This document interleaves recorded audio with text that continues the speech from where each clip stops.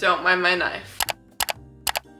As I'm filming this, I'm also finishing cutting up my homemade Cheez-Its. Today's video is gonna be more of kind of like a sit down chill video. I don't really film videos like this often, but I just felt that I kind of wanted to film this video today. I've always been very open about my faith and about my religion and what I believe in. On this channel, I've never hidden that, but I also don't use this channel as a means of preaching to people. That's not necessarily the goal. I want to be that positive influence, but I'm not here to preach to you. I did want to kind of make a video just about my testimony and kind of my story with my faith and my faith journey in hopes, you know, of inspiring other people, helping answer questions, and showing people that there is a light to every dark tunnel. That being said, hello, my name is Olivia. If you're new here, glad you're here. Normally, this is not my usual content. Normally, I make more college lifestyle type content. Today's just a tad different. While we wait for those Cheez-Its to bake, let's talk. Like I said, I've always been very open about my faith and my religion on this platform, but for people who are new here and don't know, I am Catholic. We have a lot of misconceptions with Catholicism and people who are Catholic. I know that me sharing my testimony and me sharing what I believe opens myself up to a lot of hate, a lot of opinions, and that's okay. I've accepted it. I've gone through it plenty of times before, trust. At the same time, a testimony is a very vulnerable thing and a vulnerable thing that I am sharing with you all. So with that being said, have grace. If you're gonna comment something that maybe doesn't need to be shared, don't share it. You know what I'm saying? Respect. I respect you, you respect me. It's a two-way street, you know? Catholicism is pretty much all I've ever known. I was born and raised Catholic. My dad was a youth minister when I was born. He's not anymore, simply because the job doesn't contribute that much money. And my grandpa was a deacon. He's now since retired, but very strong Catholic household on both sides of my family. I went to church every Sunday. We didn't just go on Christmas and Easter, like we went every single weekend. I went to PSR, which is like a Wednesday night religion class, all this stuff. However, I did not go to Catholic school. I went to public school. I could not afford Catholic school when I was younger. If we could afford Catholic school, I'd most likely have gone to a Catholic school. I would never say that like I really ever rebelled against it or, you know, didn't want to be. I relatively enjoyed church and I found peace in it. I just didn't know what I was finding peace in. Like a young kid, you don't really understand. My dad would teach us all these prayers. I had like 5, I don't know if it was 5, in that ballpark range, like prayers memorized by the time I was 3 years old. Like I was very knowledgeable in prayers and I had things memorized and I had general concepts of things, but I still didn't like truly understand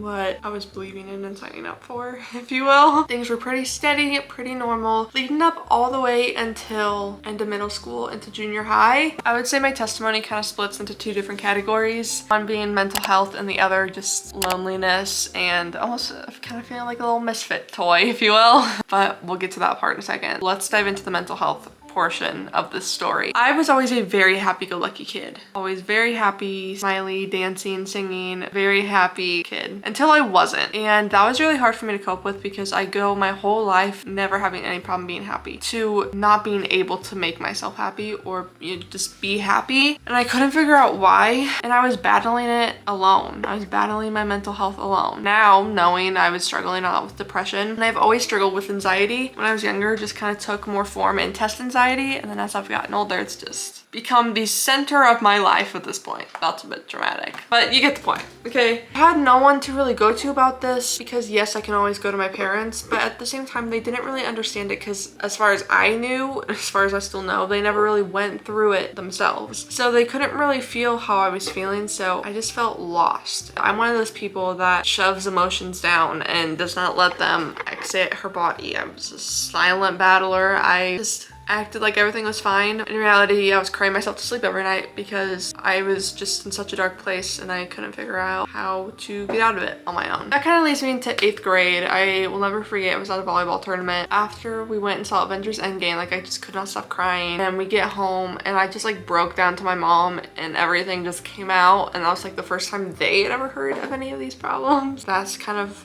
almost when I admitted to myself that something was off. I'd still been going to church with my family every single weekend. It was more of a to-do list, a thing to check off, not something that had meaning or that did anything for me. I was just going because my family went and that's all I ever knew. That leads me into the summer before my sophomore year of high school. I ended up going to a retreat called both been sent, and we like went to a retreat center for the weekend. We had no phones. It was just me and other kids, priests, some seminarians, some sisters, and it was so much fun. I was so nervous going into it, but it was such a great experience.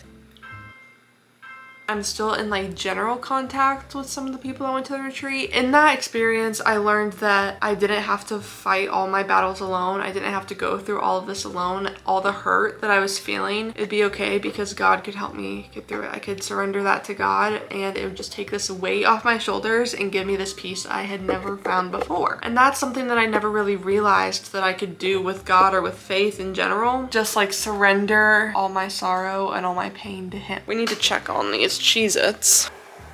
They're looking good, but I'm gonna give them a little bit more time because I like them extra crispy. That retreat came and went, and you get off of a retreat. It's like this after every single retreat, and you're just on this high of I'm gonna do this and this and this and this and this, and everything's gonna be great, and that's how it was for me. And eventually that high dies down. That kind of set me on a good path. But at the same time, I didn't really have a youth group at my home parish at that point, so I was going to a youth group at a Methodist church. Catholicism and Catholic practices are much more traditional than, you know, like a Methodist or non-denominational church is, and I am still in contact with a lot of people from that youth group, including like the youth minister, and I really enjoyed the time that I spent there. And I would say that was definitely a time of venturing out and figuring things out and figuring out what I believe in, blah blah blah. Doing that, there were also like a couple times I went to a non-denominational church with a friend just because, you know, she asked me if I wanted to go and stuff like that, where I had never gone to a service like that, and it was just, why is the wine being served to me in a shot glass, you know? So like I needed those hurdles to discover my faith for myself and to figure out like what am I doing, what do I believe in, what's happening. Then in high school, it kind of took a turn into like I had never been so far away from my faith, so far away from God in my life. I ended up going to a Catholic youth group at my home parish, and I think it was fun that I needed, and it had me coming to church, but it wasn't feeding me spiritually as I needed. And that's not like a bad thing. I think that it was a good gateway into what now I'm experiencing in college, but I think me, along with other people that were in the group, we were just there for fun, not necessarily Jesus. So a mix of just not necessarily having a strong guiding post there, and also the friends that I had in high school, a couple of them were Catholic, but none of them were like seriously religious, which is fine, you know, to each their own. But I also didn't have that guiding post of people to lean on that were also religious and had the same beliefs as me. Everything going on in my life, along with in society, and then my friends' beliefs and how they saw the church, and all of that kind of all mixed together, and here's Jesus, and I'm just slowly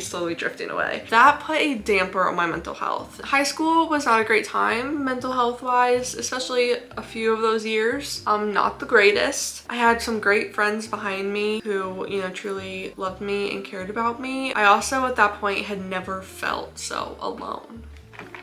Those homemade Cheez-Its are so good. It is so addicting, and it's a problem. Growing up, I always looked through our old photo albums, and I would always see photos like these, just of my parents having fun with their friends, and they just had this community and this family around them that I always wanted. And all of these were like in college and their churches and their church friends and church family, and this was always like the end goal for me. I always wanted something like this. I spent the majority of my life feeling so unbelievably lonely and just like I didn't belong anywhere. A lot of that's me. A lot of that is my hometown, and still to this day I'm really excited to leave it for good. I just never really truly felt like I belonged here. I've had a lot of friends who have meant so much to me, and I hope I've meant a lot to them, but at the time I couldn't see how much they did truly care, and so I felt so lost and so heartbroken. Let me tell you like the thoughts that were in my head. It was like, nobody cares about me, nobody wants to be around me, nobody actually likes me, they're just being my friend to be nice, they'd be fine if I wasn't here, are they even actually listening to me, do they actually even care about what I have to say? Like, this was a daily battle, and it's something that I've gotten much better about, but it's still something that I carry with me even with my friendships today, where I catch myself having those thoughts and thinking that way, and I'm like, no, they do care about you, they do love you, and it's not my friend's fault, it's me. I couldn't feel love, I couldn't see love, I couldn't express love, and I still really struggle to express love. It's a work in progress, let me tell you. Couldn't find a boyfriend, not that that necessarily means much, like, okay, whatever. But at the time, it was like, okay, all these girls can find someone. What is wrong with me? Like, what's the matter with me that nobody can love me and nobody can just like me? You know what I'm saying? So much reflection over the years. So much reflection. All that has also stemmed from family not treating me the greatest either. That kind of leads me up to college. Going into college, I'd never been so far away from my faith. At this point, like, I had to go to church by myself a lot because photography was filling up my weekends and so I'd have to find time, and I was dreading it. Like, I wanted to do anything but go to church because it was just so boring. I was like, I actually hate this. I don't want to be here right now. Then I started college, and college was a very hard transition. Starting over, finding new friends, new people to be around. Me and my friends from high school had just kind of, you know, drifted, gone our separate ways, which happens. I didn't think I could feel more lonely and more out of place, but I was really hurting. Obviously, I just showed you pictures from my dad's college experience, so I pretty much knew from the get-go that I really wanted to be involved in my Newman Center, which is the Catholic church on campus. So during Welcome Week, they had activities like every single night, and so I went to almost all of them. The first night I went, it was a movie night. I met two of my friends that are now like two of my best friends and who are also going to be some of my roommates next year. Emma and KK. Emma is such a sweet person, and KK has quickly become like my second brain cell. I feel like we see each other like almost every day at this point, but we walked back together. It was so different for me because I was trying to be better about church and the way I looked at church, but it was just so different for me being in a conversation with friends and talking about religion just naturally, because that truly has never happened to me. I've never had friends that have been religious before. That was just so almost like refreshing. It was feeding me soulfully in a way that had never, you know, happened before. So that was fantastic. The second day rolls around. It's a volleyball tournament, and I go meet Tessa and Marianne for the first time. Those two have become my older sisters, which I didn't know I even needed because I'm the older sister, so I've never had like an older sister or an older sibling in general looking over me, but they have become my guiding posts and have truly been what have helped to lead me back to church, back to religion, and like fully believing in it, having faith in it, and practicing it. They have also very quickly become my best friends, who without them, I don't even know where I'd be. In a pretty dark place, quite frankly. I think, especially when you grow up in the church, having your time of losing it and re-exploring it is necessary because you have to find it for yourself. It always been given to me through my parents and my family, but I needed to find it for myself. In that time of trying to figure it all out, Tessa and Marianne were my guiding post and my influences. So then, thanks to their influence, I decided to join a Bible study, which then later led me to joining discipleship. Bible study was good because it was helping me read my Bible and giving me motivation to read my Bible, but it was also teaching me the whys and the hows. Discipleship was good because it was more of how can we be a disciple of the Lord in our daily life, and how can we incorporate X, Y, and Z into our life. And I feel like once I joined discipleship is really when I started feeling that change in my life because of God. So we were given a 30-day prayer challenge where we just had to go to the chapel and pray for 15 minutes a day for 30 days, but we were praying over scripture. So we were like praying with our Bibles. That prayer challenge truly like changed the game. Going to the chapel every day became my favorite part of the day because I still like goosebumps just thinking about it. Like nothing compares to the love, the peace, and the joy that I felt when I walked into that church. Anytime I would go and just sit there and talk to God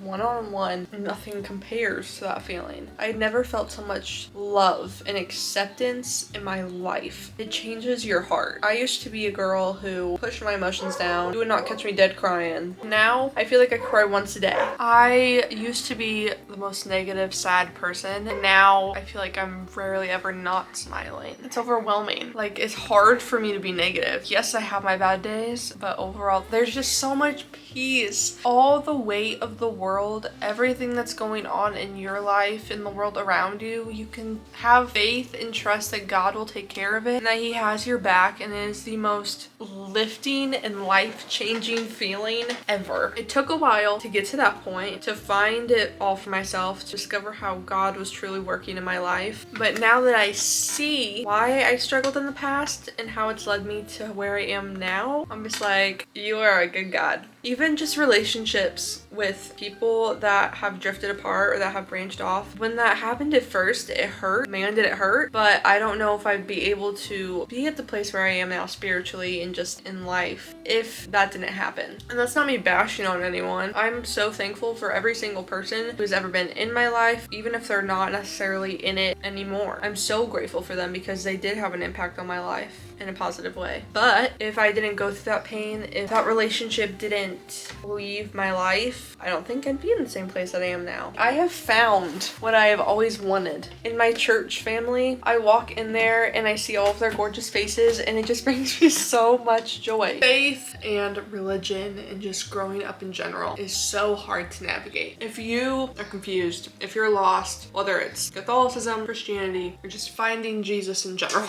know that whatever you're going through, it will get better. You may be lost, but there is a light at the end of the tunnel. I can promise you that. And that everything will be okay. And if you have questions, I'm here. My DMs are open. My comment section is open. And I'd be more than happy to be that guiding post. That's just my story. That's how God got me to where I am and how he saved me. Because without him stepping in and healing my wounds and healing my heart, I seriously don't know where I would be right now. I don't want to know. You may not believe in God, may, just be a completely different religion altogether. And this is a safe place. I don't want people to think, because I'm Catholic and because I'm coming on here sharing my testimony, that this isn't a safe place anymore. So very much is a safe place, and I have so much love in my heart for every single person on this earth. God calls us to love as he loves us. That means our enemies. That means giving forgiveness to people who may have hurt us. That means loving a random stranger on the street. God calls us to love, and I love you so much on a whole nother level of love because of the love that is poured into me. And I want to pour that into you, not only through faith, but also through just being somebody that you can look to for joy and happiness every single week. That's the goal. That's the point of this channel. You have a support system right here